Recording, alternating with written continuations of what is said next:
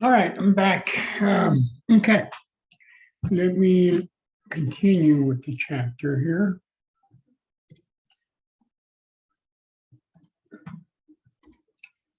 All right, so formulas for polyatomic ions. Okay, question is, what is the formula here?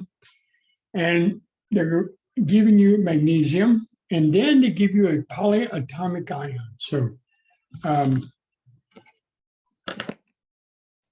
the charge and everything for the OH.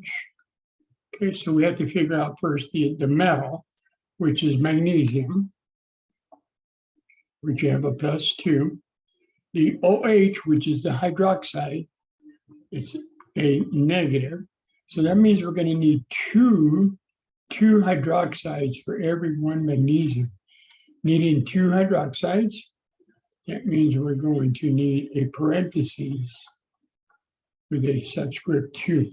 Okay, so what we have here is a magnesium hydroxide. That is the name.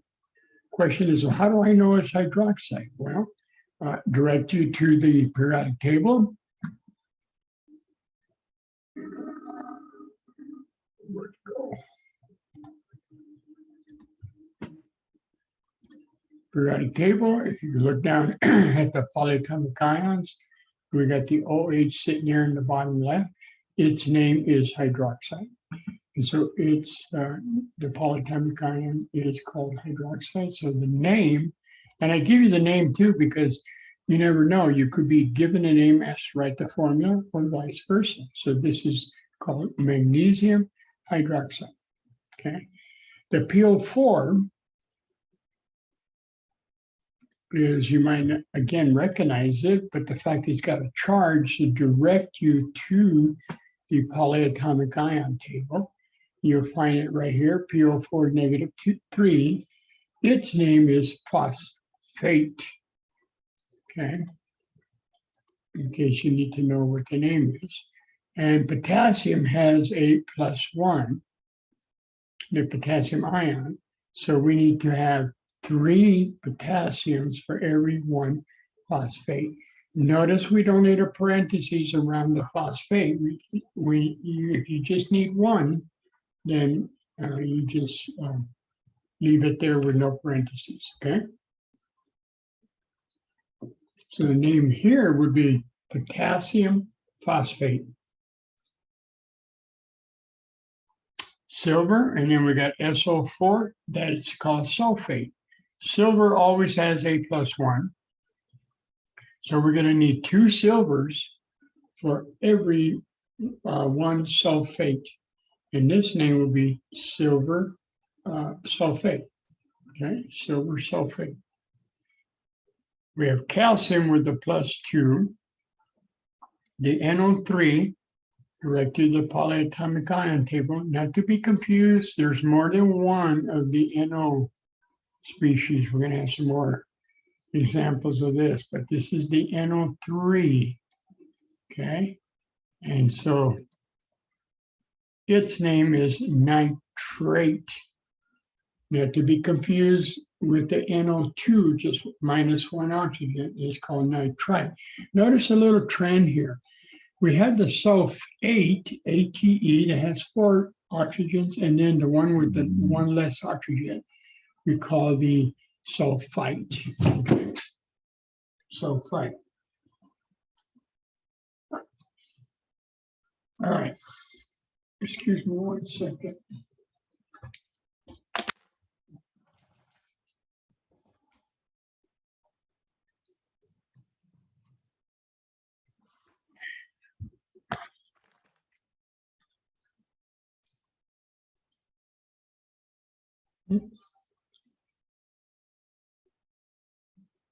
My jaw knocked down my Wi-Fi extension.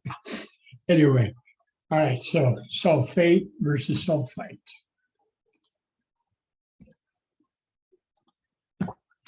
Here we have the nitrate. We got calcium, which we know that has a +2. Calcium has a 2 because it's a group 2 metal. And nitrate has a -1. It's given to you right there. So that means we're going to need 2 nitrates. And needing 2 nitrates tells us we need a parenthesis, okay, for the nitrates. It would be incorrect to do N2O6 because that don't know what that is. Okay, remember we don't change the formula of the polyatomic ions. If we need more than one, we put a parenthesis around it and then a subscript.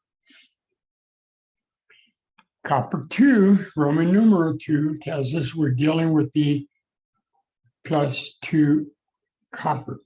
Okay, and the CO3, which is the carbonate, has a -2, so it's a simple 1-to-1. Cu, CO3, copper, Roman numeral 2 carbonate. Okay, so the point here when we're dealing with polyatomic ions is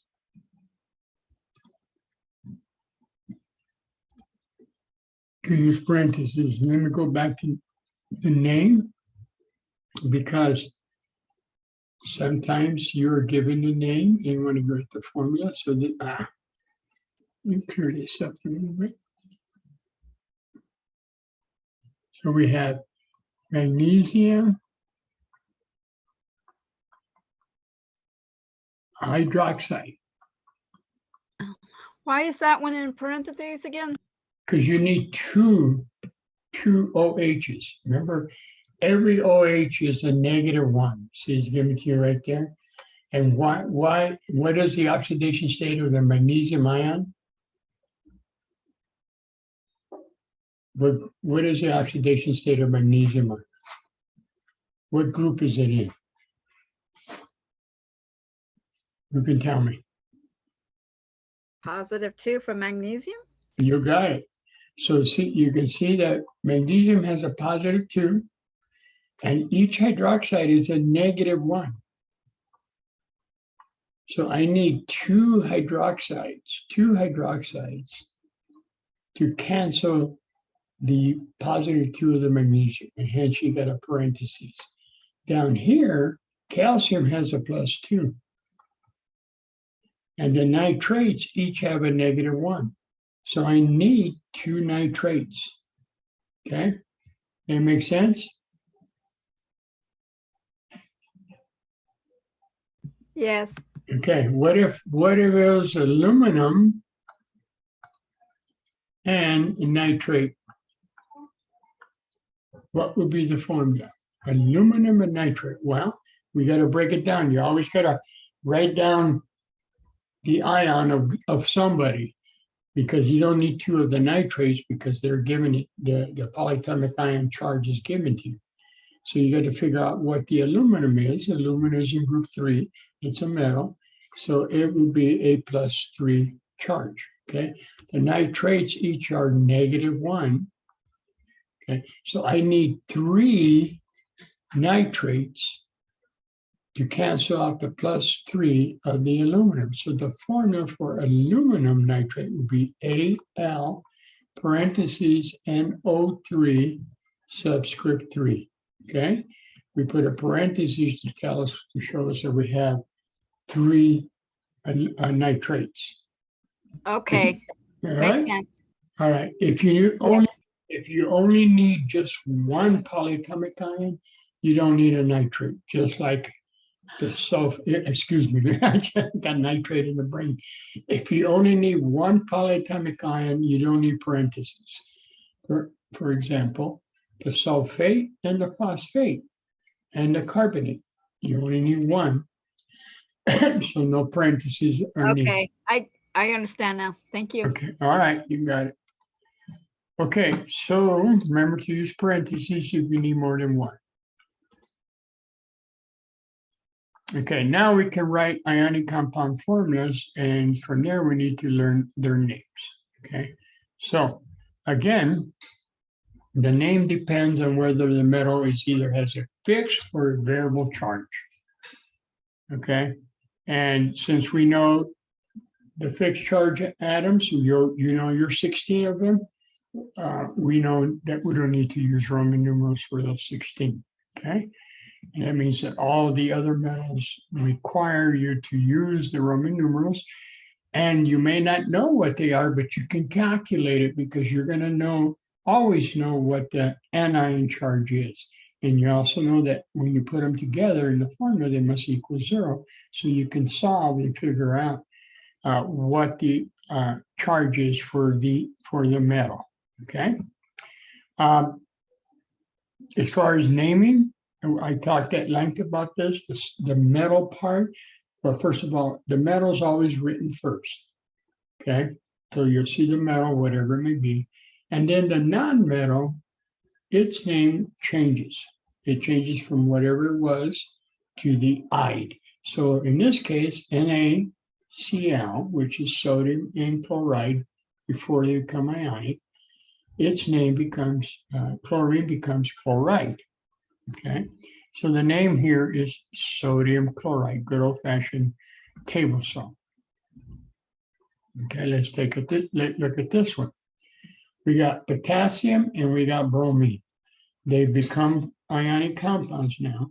So the name would be potassium bromide. Okay. Here we have magnesium and oxygen. So we got magnesium, oxygen becomes oxide. Okay, all the non-metals, we change the name. The metals, it stays the same. We don't do anything to the metals, but the non-metals have their name changed to IDE. Okay, so this is magnesium hydroxide. Excuse me, I got hydroxide. Got OH in the brain because I'm thinking of the next chapter, which is acids and bases. All right, we have calcium and fluorine, but has been now become fluoride. Okay. Sometimes I've been asked the question is, all right, I'm looking at this formula, CaF2. It says, well, why isn't that diatomic fluorine? Fluorine is diatomic. And the answer is this. If the calcium was not there, and then, yeah, boom, you got it. That is fluorine. But when you see a non-metal, and then you see the halide follow, then it's no longer fluorine. It is bonded to that metal. Okay, so that is not the element, but now the ionic compound. Okay. And another example to demonstrate that would be like we did earlier. I think we did, let me check this. We had done calcium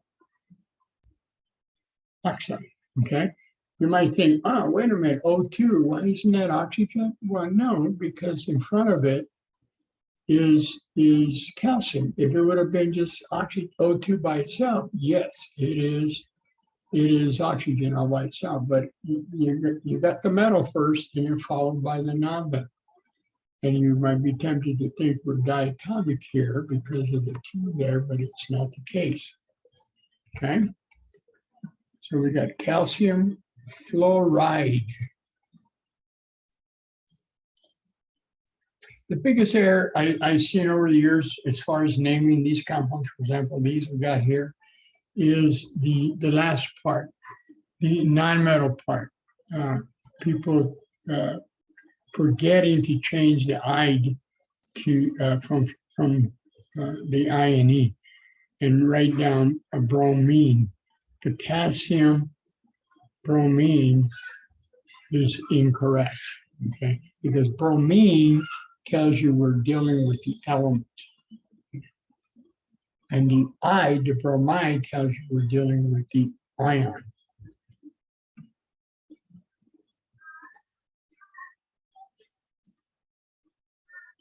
Okay, we got Li, lithium. Notice the metals are all written first.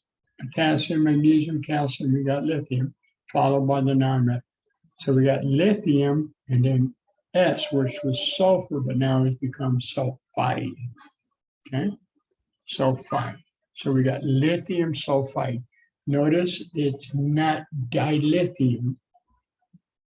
okay, but simply lithium because there are no prefixes in ionic compounds. And that's all we're dealing with right now, ionic compounds, metal, non-metal combinations. Okay, then with this one here, silver chloride, silver chloride. Okay, no prefixes for ionic compounds. It doesn't indicate how many metals we have. You know, we need to calculate those and figure it out if we need to know that information. All right, with respect to polyatomic ions, I talked about this. We don't change the name of the polyatomic ions, we just keep it. Now, a challenge I found was this, well, how do I know that I have a polyatomic ion, okay? And how do I know that this isn't phosphorus oxide? Because I've seen that name before. When been asked to name this compound, I've seen potassium phosphorus oxide, okay? Well, we have a couple of examples here. We have potassium phosphide, okay? And then we had the phosphate, which is the polyatomic ion. The fact that you see phosphorus and then immediately followed after that, you have oxygen. And it'd be the same thing with sulfate, potassium sulfate versus potassium sulfide, okay? And you might be tempted to call this the sulfide rather than the sulfate. Well, again, you have sulfur and you have phosphorus, and then right immediately afterwards, you see oxygen. That is your little flag to tell you you're dealing with a polyatomic ion. Same is true with nitrate. We have potassium nitrate, okay, versus, in this case, it would be potassium nitride, 3 of them. Okay, again, nitride, sulfide, phosphide. But then as you put oxygens on that atom, you have polyatomic ions. Okay, polyatomic ions. And it's direct you to the table until you become more familiar with these and be able to name them, just by sight. Eventually one gets to that point, even within the semester, if you become familiar with these polyatomic ions, you can recognize them on sight and just name them. So we got potassium phosphate. And then this one says, how do I know? Here's another hint for you, polyatomic ion. The fact that you see a parentheses, okay, should indicate to you that you're dealing with a polyatomic ion. And specifically this one that says OH, when you might think, well, I don't know what OH looks like, okay? Go to your table. Look for the OH, there it is right there, okay? Its name is hydroxide, okay? And so this name would have to be calcium hydroxide. Okay, so the parentheses is a good indication, a very good indication that you have a polyatomic ion. Okay, and then the other thing is you see the respective element followed by immediately by oxygen. That itself would tell you, hey, I'm dealing with a polyatomic ion, as the case as the phosphate. Here we have zinc. Okay, I have no parentheses, but I have sulfur, thinking I'm dealing with zinc sulfide, but that sulfur immediately following that, I got oxygen. Okay, so it's sulfur followed by oxygen, which sends me to the periodic table and the polyatomic ion table, and that is called, look for SO4, and that is called sulfate. Okay, zinc sulfate. All right. Now, and all these so far, they're mix and match. I mean, you can potassium hydroxide, potassium sulfate, zinc hydroxide, zinc phosphate, calcium phosphate, calcium sulfate, mix and match. You should now have a good 100 compounds or so that you can put together and mix and match. All right, now here we're dealing with the variable charge metal ionic compounds. Okay, well, no problem here because we already talked about it. If they're not part of the 16, then you need to use the Roman numerals, which tell you what is the oxidation state of the metal that you're working with. Okay, so and a lot of times you're given the name in Roman numerals, so you know automatically what the charge is by the name. But you could be given the formula in the case here, and you have to figure out, okay, which copper am I dealing with? Okay, so you have to break it down. And we got Cu, Cl2. What do we know? That the total charge will be equal to 0. Okay, copper, I have no idea what the copper charge is, but I'm always going to know what its partner is. And I know that the chlorides always have a -1. They're in group 7. They'll always pick up 1 electron and end up with a -1 charge. I got 2 of them, so I'm going to have a total of -2 charge. Okay? That implies that copper must be a +2. It has to be because it has to balance out the -1 of the 2 chlorides. So we're dealing with copper, Roman numeral 2, chloride. Okay.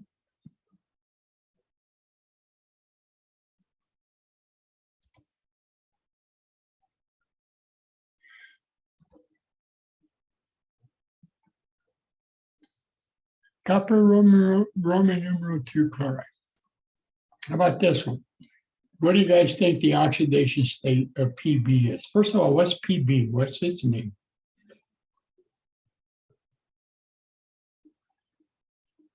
Lead. We got lead. Okay. All right, so that's a good start. So we got lead, and then the name for the oxygen is oxide.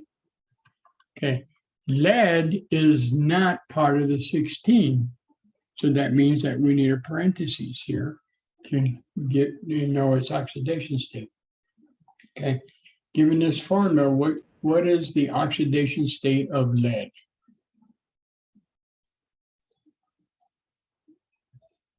What do you think? -2. Okay, well, let's break it down. Oxygen has a -2. Everybody agree? Okay. How many oxygens do you have? 2. So we have a total of, we got Pb -4 equals 0. So what must lead be?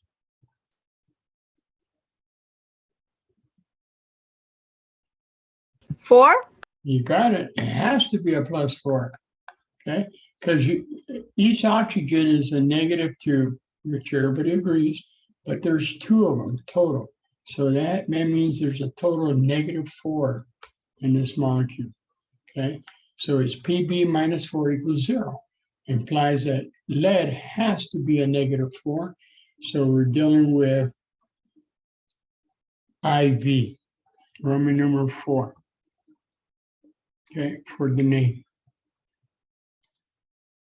Right there. Okay, lead 4 oxide. Now keep in mind when we're writing the name, it's a 2-sided arrow. So you could be given the name, figure out the formula, or vice versa. Okay, let's break this one down. What do you guys think? You got Ni, which is nickel. Okay, so nickel is the metal, and Br is bromide. Okay, what must nickel be? Oxidation state for nickel bonded like this.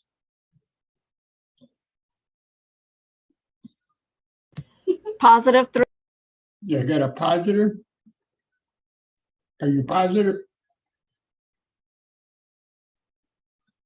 Nickel will be a +3. You got it, +3. Why? Because each bromide is a -1. Okay, there's 3 of them. So we got a -3 is equal to 0. So nickel has to be a +3. Okay, so we got nickel, Roman numeral 3.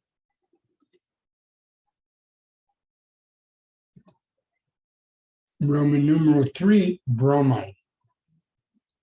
Okay, good. So far, so good. Manganese sulfate. Okay, Mn is not part of the sweet 16. Okay, so we got Roman numerals in here. What do I know about the oxidation state of SO4, which is the sulfate?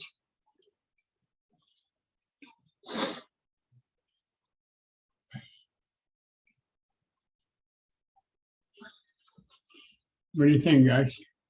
SO4, what is the oxidation state of SO4?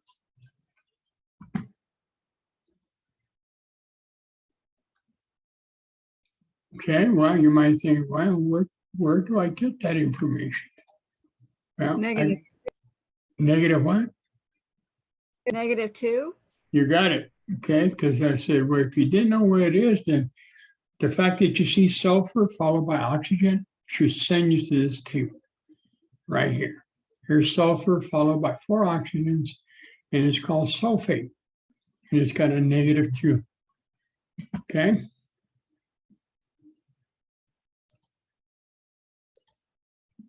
Has a -2, which means what must be the charge on manganese?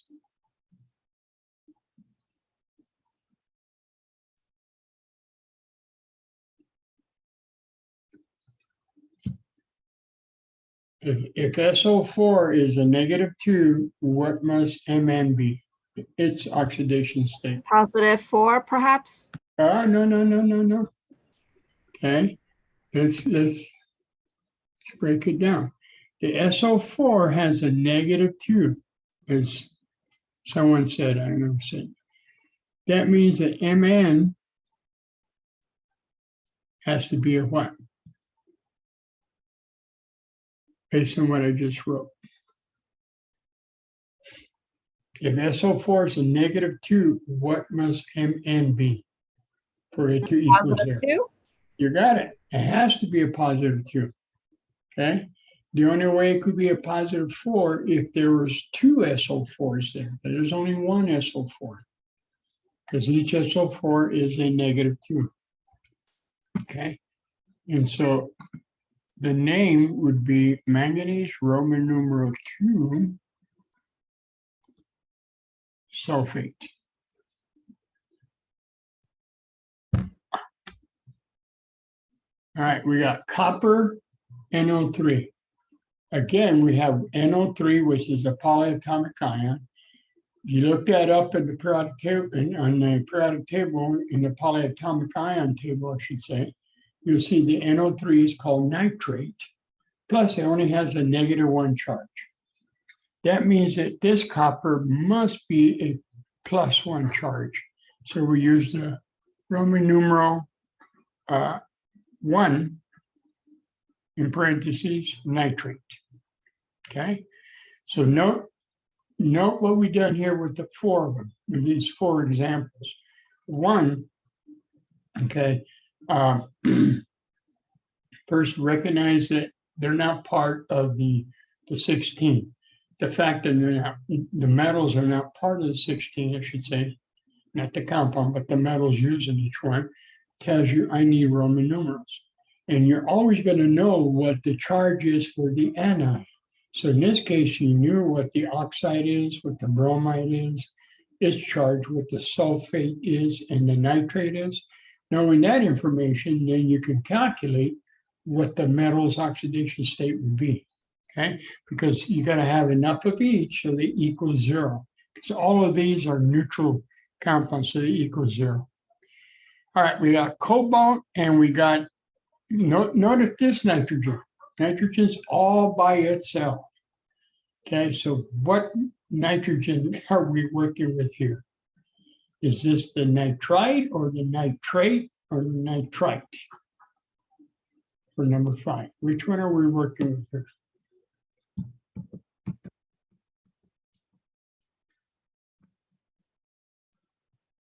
Nitrate, No. not, Okay. not tried. Nitride is active. Remember, we got N, N-2, N, NO2, and NO2, -1. So we have nitrogen, the element. We have nitride. Nitrogen has become ionic by itself. And then we have the polyatomic ion of nitrogen, which is bonded to oxygens as nitrate, ATE, and then nitrite, which is one less oxygen. After this chapter, we're going to talk about these polyoxy compounds and how how we can determine how it's a ate, the ite, and so forth. Okay. All right. So this is cobalt nitride, which has a -3 charge. So that means that cobalt bonded in this manner must be A +3. Okay.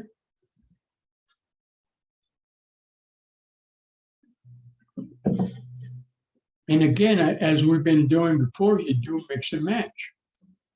Lead bromide, lead sulfate, lead nitrate, lead nitride, nickel oxide, nickel sulfate, nickel nitrate, nickel nitride, manganese oxide, manganese bromide, manganese nitrate, manganese nitride, copper oxide, copper bromide, copper sulfide, 8, copper nitride, cobalt nitrate, cobalt sulfate, cobalt bromide, cobalt oxide. And all I did was take the metal and just mix it up, match it with the other nonmetals that we worked here in these 5 examples. So you can see you're building up your database of compounds. Oh, okay, this one's a little bit more challenging, but we break it down. Like any problem that looks complicated, break it down to the pieces and you're good to go. Now there's 2 ways to determine the oxidation state, okay? The first thing is this, what do we recognize? We have a parentheses. The parentheses tells us we have a CO3, okay? Well, we go to the periodic table because the fact we see a parenthesis, and I'm not quite sure, for example, but I'm guessing that I'm dealing with a polyatomic ion. And sure enough, look at this. I got a CO3 here. It is called carbonate. Plus, it's got a -2 charge. Okay, so I got more information here to work with. All right. Oh, where'd it go?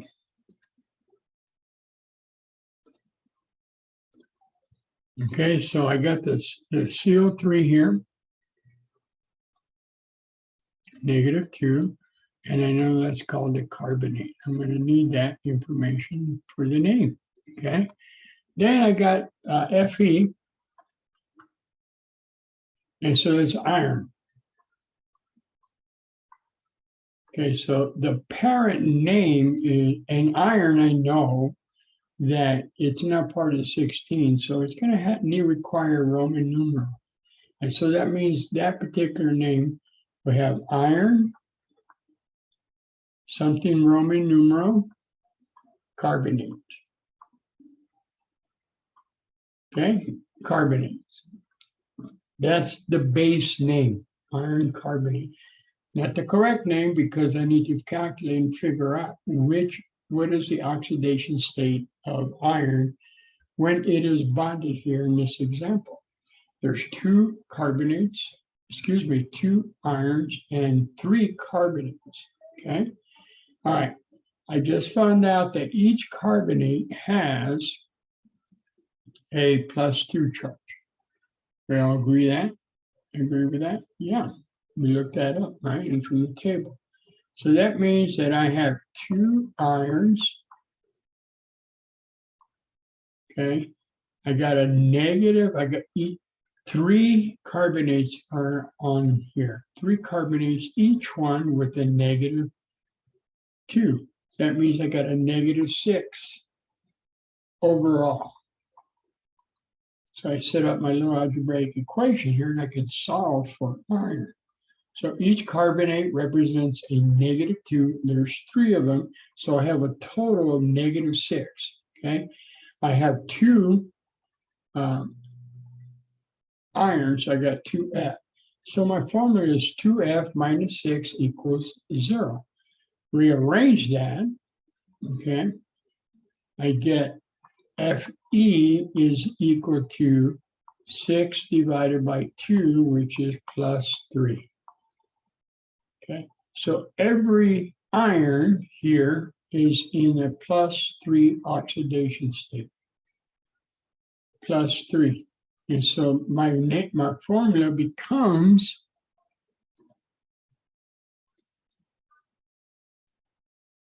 iron, Roman numeral 3, carbonate. Okay, let's rehash what we just did. We took that compound, we broke it down. We found a parenthesis. There's a parenthesis. Okay, you see a parenthesis, think polyatomic ion. Once you know you're thinking that, go to the table, look for the CO3, which is the carbonate. You need a name here, because eventually you're going to use that for the name. But then more importantly is the formula. It has a -2 charge for the carbonate ion. Okay. You know you got 2 irons, so it's 2 Fe, and there's 3 carbonates. So that's a total of -6 because each one is a -2. So my formula that I set up is 2 Fe minus 6 equals 0. And I simply solve for Fe. Okay, that means that the iron, each iron must be a +3. Okay. Therefore, the name would be iron, Roman numeral 3, carbonate. Now, if you utilize that little trick I showed you before, little trick you didn't learn here, I don't know where you learned it. But if I look at the formula that I'm given, the subscript, okay, the subscript of the anion is the oxidation state of the cation, okay? And the subscript of the cation is the oxidation state of the anion. So I could have just looked at that formula and knowing that little quote trick and told you, okay, each iron is a +3, okay? And each carbonate is a -2. Could have told you that.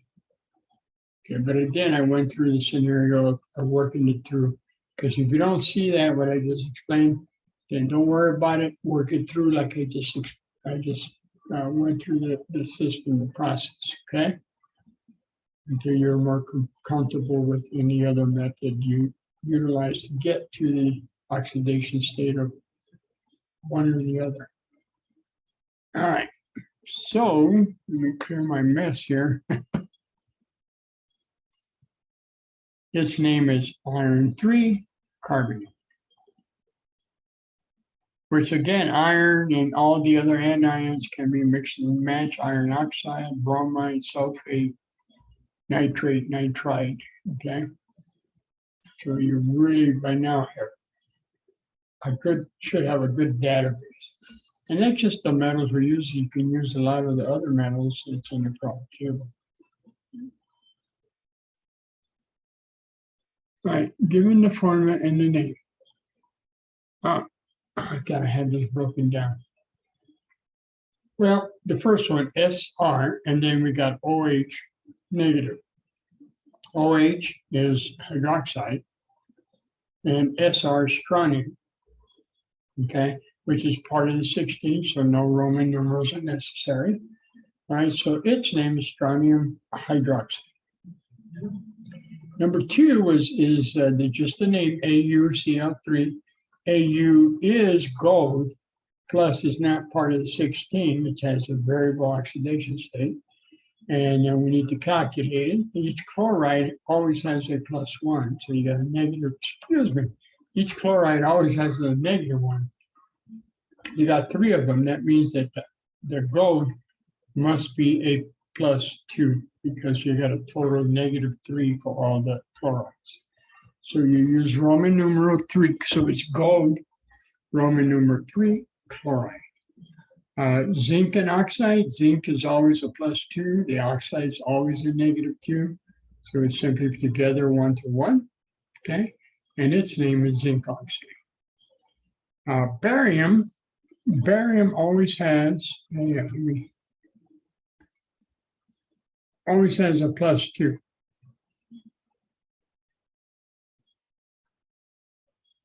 And then we got a -3 from the phosphate. So we have a dissimilar situation, no big deal. We find a common number, which is 6. That little technique of common number is going to come in handy, not only in writing formulas and putting them together, but some other parts when we start talking about other things. It's a little common trick that we can utilize quite often for other things too. Looking for a common number. So we got a common number of 6. That means that we need 3 other bariums and 2 other phosphates, which our formula now is a Ba3. Since we need more than 1 phosphate, we put a parenthesis around the PO4 and subscript 2. So the formula is Ba3, parentheses PO4 and parentheses subscript 2, or barium phosphate. Okay. Lithium always has a +1. Now you might be tempted to call that sulfate, which is an honest mistake, but we keep in mind, you gotta be careful because you have 2 examples of a polyatomic ion involving sulfur. You have the 8 and the ite. In this scenario, it is the ite because there's 1 less oxygen than the 8 in the sulfate. Okay, and so we need 2, and the charge in both of the cases is the same. The only thing different is the name. We need 2 lithiums, okay, and 1 sulfite. Okay, so there's the formula, Li2SO3, lithium sulfite.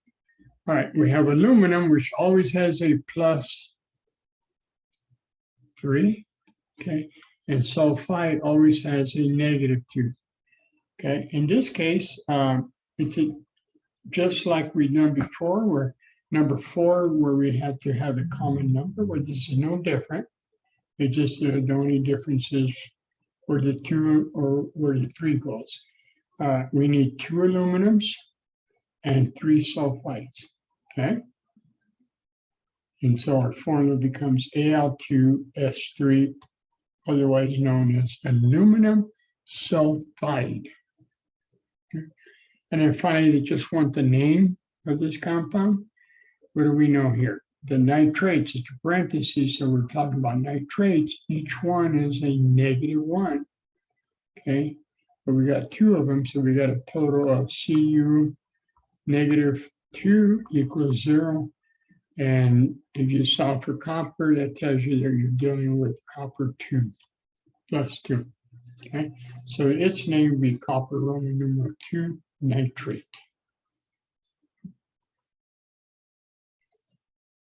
And again, mix and match, to just continue to build up your library with respect to your database with respect to compounds. All right.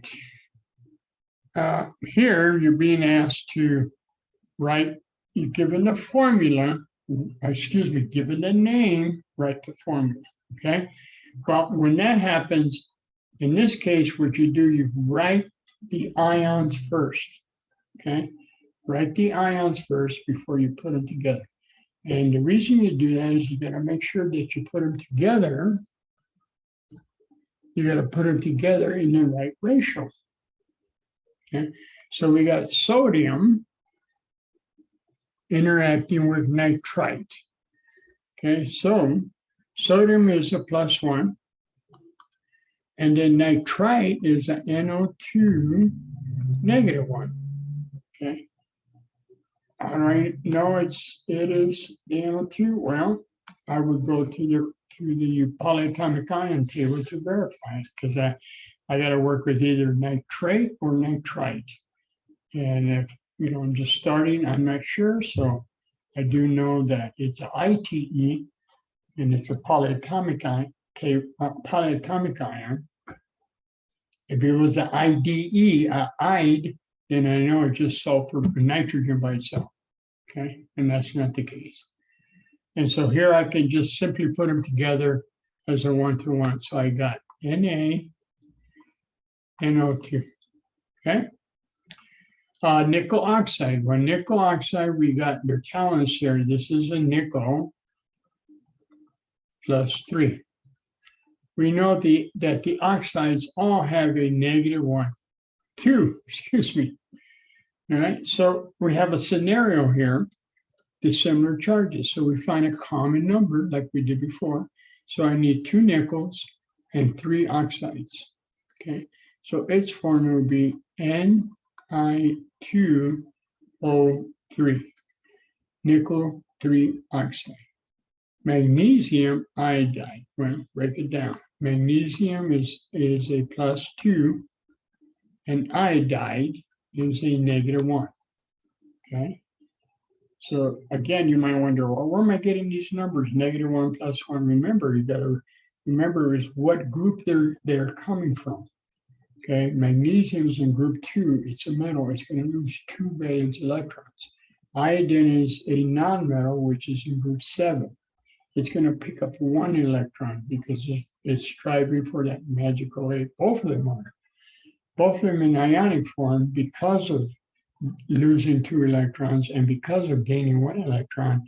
Now, both of them, in both cases, they both had their outer valence shell full with the magical 8, so they're a lot more stable.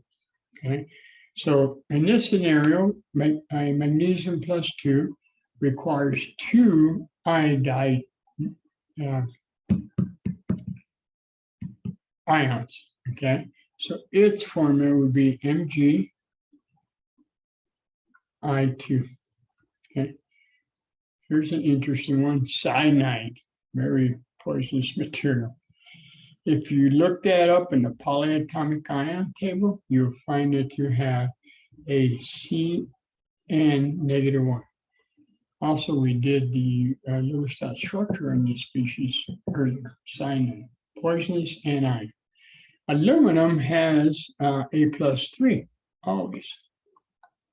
Okay, that means that I'm going to need 3 cyanides for every 1 aluminum ion, which tells me even further that I'm going to need parentheses. So I got Al parentheses Cn subscript 3, aluminum cyanide.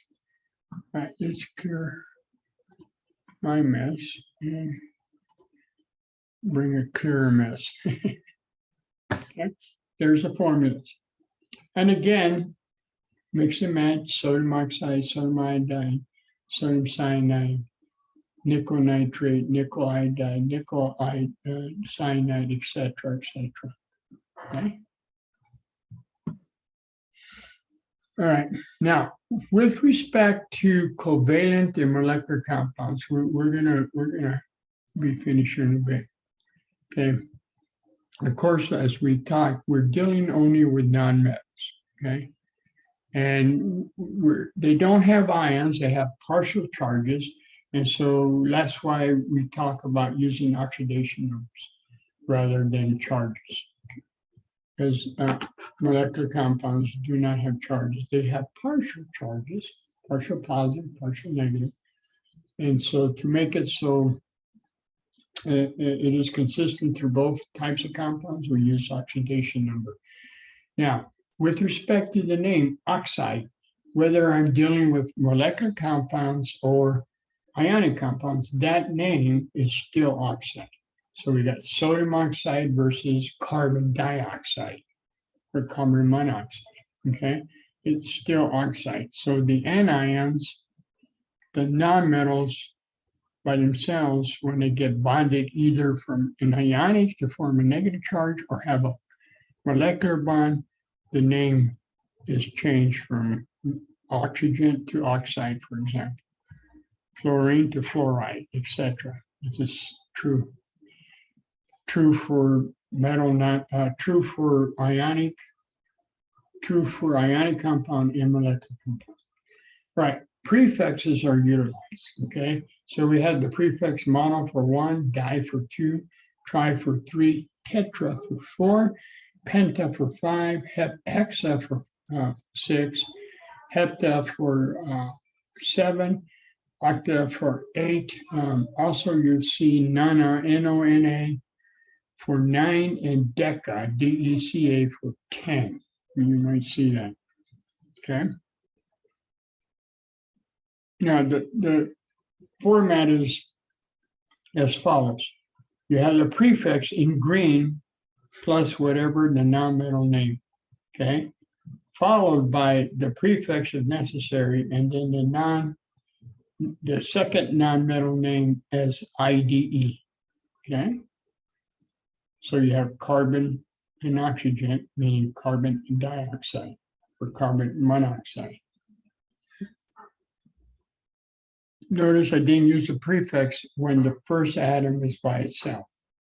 Okay, but if it's a second atom is by itself, we do use the prefix. So you might say, well, whoa, what do you mean? All right, let's rehash on that for a second. Okay, we have CO versus CO2. This is carbon monoxide. This is carbon dioxide. Okay, so it's the second metal. We gotta use prefixes, and even if it's 1, we gotta tell it 1. Notice the carbon, it's only 1 carbon, but we kept it as just simply carbon. Okay, so if the first element is by itself, we don't use the mono. All right. Now, if there was, let's say for whatever example, there was 2 carbons like that, there'll be carbon, dicarbon, and then whatever followed, monoxide, dioxide, whatever. That's not a real compound, but I'm trying to demonstrate the prefixes.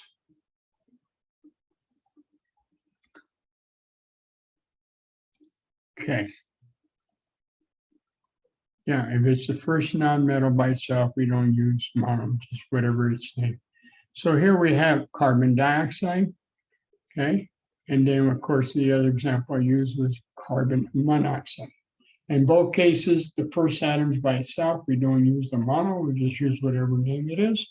And then, but if it's all the elements afterwards, if it's by itself, yes, we do use the mono prefix, okay?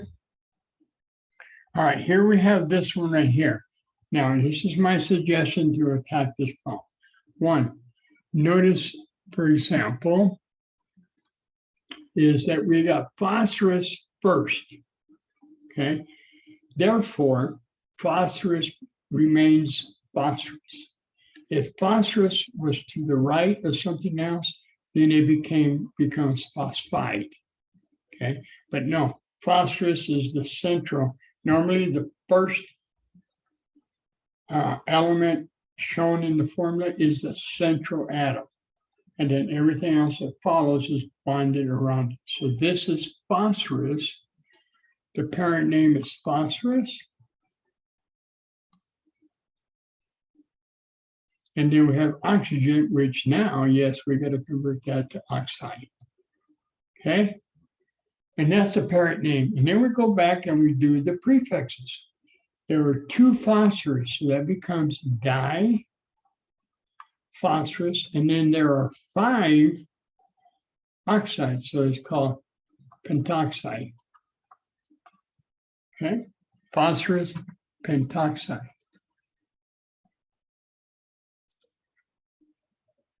Okay, now, the English department always shoots me when I do this, because the rule is the English rules is that when you put the prefix two words together, if the prefix has a vowel and it's going on to another word that has a vowel, that you have to drop the A. So technically, the correct name is pentoxide. The A is dropped because they're both vowels, the A and the O. Okay. Now, if you forget to do that, I'm not going to count it off. Okay. If you leave the A there, forget to do that, I'm not going to count it off. But technically, following the rules of English, that A has to be dropped. All right. Right. So, parent name is the elements themselves. Keep in mind that phosphorus is written first, so that means it stays the name phosphorus. If it was written second, then there would be a phosphide. Okay.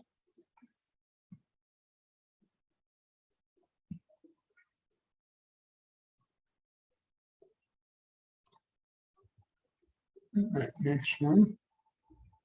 All right, we got phosphorus again, and then followed by fluoride, specifically three of them. So the parent name is phosphorus fluoride. And we go back and put the prefixes. Since phosphorus is the first one, it's all by itself. We don't have to write the mono. It's only afterwards, if it's all by itself, that we use the mono, like carbon monoxide. Okay, so it's phosphorus trifluoride. Keep in mind, we're starting with the formula to give the name. As we did earlier, be prepared to, given the formula, given the name, go back to the formula and vice versa. Okay, here we have iodine. Now notice iodine is up front. Okay, so the fact that it's up front, its name is iodine, not iodide, because it's the central atom here.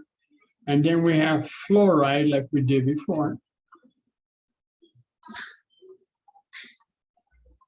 Okay, and then we throw in the hepta because it's 7. Now, if it was the other way around, if this were, let's say, phosphorus and iodide afterwards, then it would be phosphorus like up here, but then it would be iodide. Okay, in this case, triiodide. Phosphorus triiodide, like we did over here. Okay. But the point is that the iodide in this case is written first. So it's a central atom, so we maintain its elemental name, which is the INE and the iodine.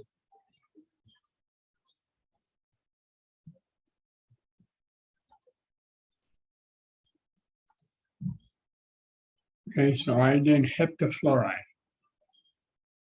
All right, so given the formula, write the name. Oh yeah, here you can do as the others, mix and match too. Right. All right. We have Br308. Okay, so break it down. Who would like to take that? What do you think the name? You have to give the name. What do you think its name would be?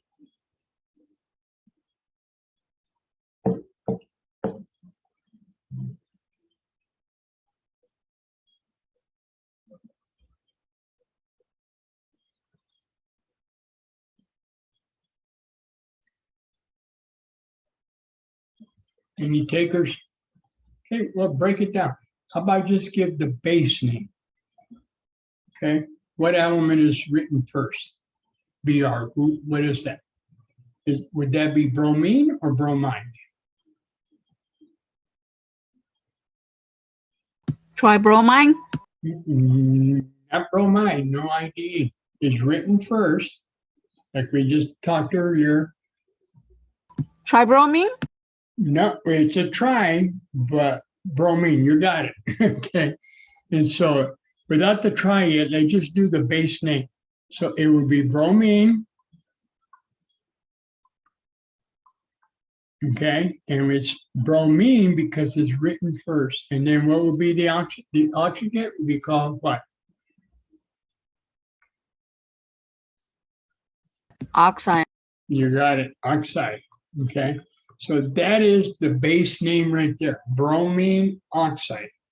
Okay, if it was the other way around, let's say it was iodine and then let's say bromine like that, then this would be iodine bromide. Okay, note the difference here. That Br follows the central atom, so the name gets changed to IDE. In the first example, bromine is the central atom, and therefore the INE remains. The name of it as an element remains INE, bromine. Okay. And then it would be iod and bromide or iodide. Say that again. I mean, in bromine and iodine, it wouldn't be iod. Which one are you talking about? The second one? Both bromine and iodine. No, because if I were to, okay, I'll give you an example here in a bit. So this would be bromine. Let's go back and do the prefixes, and then we're going to do the tri, because there's 3, and then the octa, because there are 8. Everybody agree on that? Okay. Yes. All right. Let's say, and this is a hypothetical compound, we have bromine and 3 iodines. Okay. And I'm going to use this example to you can understand the difference between them. So we got iodine, tribromide for that compound. Now here, in this time, the bromine is the central atom and the iodides are around it. So its name is bromine, not bromide, but bromine. And then we have iodide. Okay, and then there's 3, so there's triiodide. Notice the difference in the naming based on the position of where the element is in the formula. In the first case, the iodine is the central atom. It's the first one written down in the formula.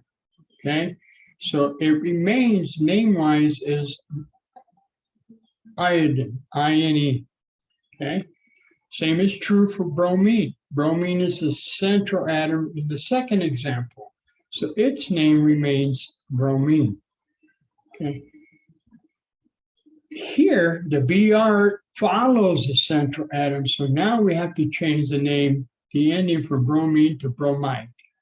So it becomes bromide when it is attached to the central atom. The iodine, again, is attached to the central atom, so we have to change the name to iodide. And then, of course, in both cases, we have the tri. You see how that works? It all depends on if it's a central atom or not. The bottom line is this: if that element is a central atom, then its name remains whatever its name is as an element. If that element is not the central atom, then it changes to the IDE extension. Okay? Is that pretty straight for everyone? I think I was getting confused with the where there's no oxygen, so I thought it would be the iod, even for the first name. Okay, That's but it just depends on the position that they're in. No oxygen or whatever. And that's why I use that example with the bromine and iodine. And if it's the bromine first, then it is bromine. If it's the iodine first, then it's iodine. And then whatever follows gets changed to the IDE. okay. Thank you. All right, so this guy here becomes tribromine, octoxide. Some would remove that A there. All right, next one. We have phosphorus and sulfur. okay? And so we have the base name would be phosphorus and sulfide. Okay, and then we add the prefixes. There's 4 phosphorus and there's 7 sulfide, so it becomes tetraphosphorus heptasulfide. Okay, sulfide. If it was sulfur, notice what happens when it becomes the, here's where you got, hopefully you can pick up on this. If this was sulfur first, then this becomes sulfur, okay, dioxide. Notice when sulfur was second, meaning it is bonded to the central atom, it becomes sulfide, name-wise, okay? But when it's the element, regardless of what it is, it's the first one, that's the central atom. So its name remains, whatever its name is an element. And if it gets attached after the fact, then it becomes IDE. Okay, let me hurry here. That example here, sulfur, and then trioxide. Notice how it is the central atom here. In the previous case, it wasn't. The 7 sulfurs were attached to the 4 phosphates, so it became sulfide rather than sulfur. Okay. Then we have here, you've given the name, and you want to write the formula. So you work backwards. You're dealing with iodine, and you're dealing with fluoride. Okay, so that's the base formula, right? Then you go back and do the prefixes. There's only 1 iodine, but there are 6 fluorides. So you do the subscripts, and there it is.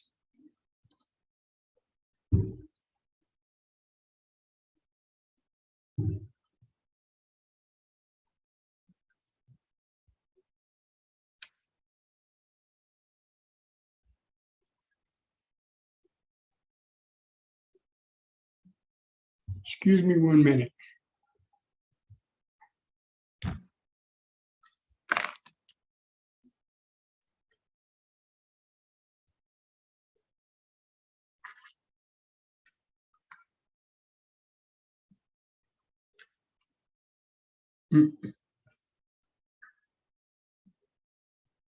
Okay, now we have dichlorine pentoxide.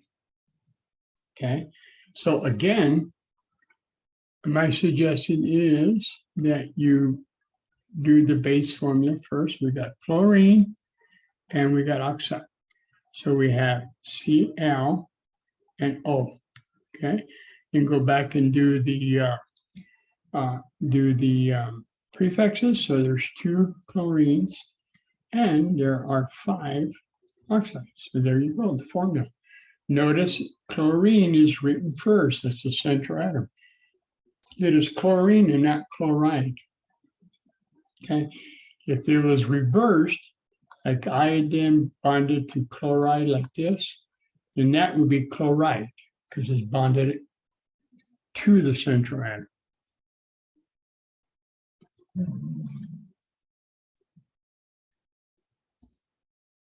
There you go.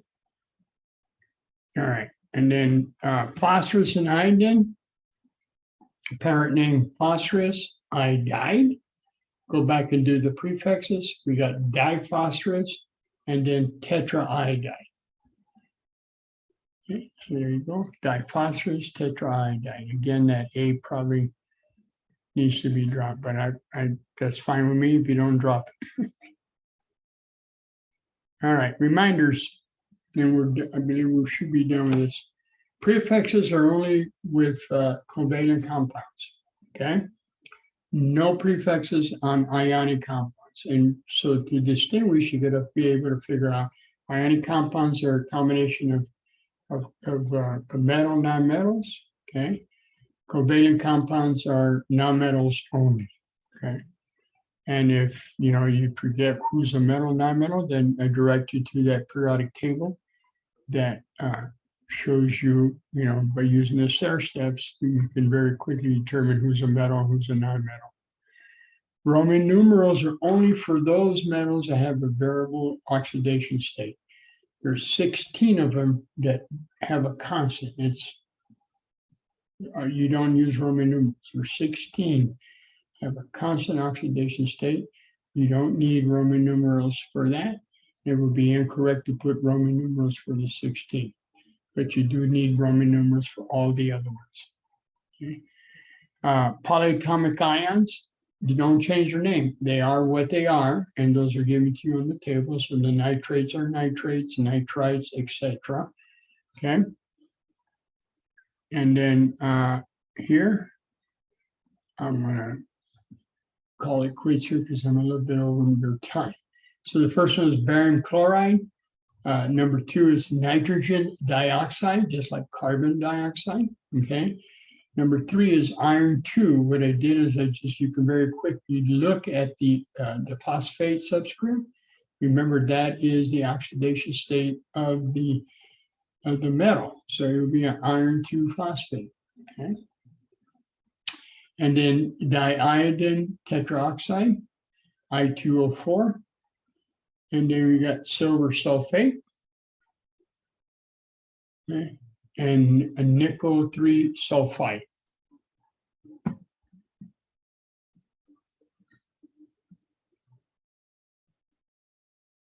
Okay, don't forget your worksheet on this particular chapter. Other than that, you are done with this chapter and we're moving along. Chapter 8. This, because I messed up the recording, there's going to be a part 1 and a part 2. So